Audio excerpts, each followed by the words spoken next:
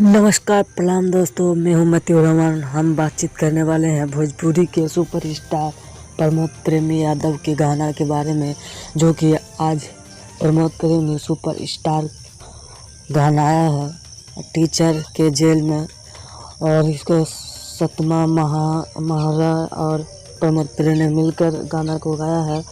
इस गाना को रिलीज किया जाएगा आज सुबह 9 बजे रिलीज किया जाएगा। 359 म्यूजिक कंपनी से रिलीज किया जाएगा इसको, और इस गाने को ज़्यादा से ज़्यादा सपोर्ट करें।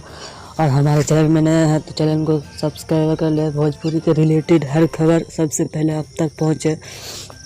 और इस चैनल में गाए हैं प्रमोद प्रेमी यादव और श्वेता और महारा ने गाया है मिलकर इस गाने को।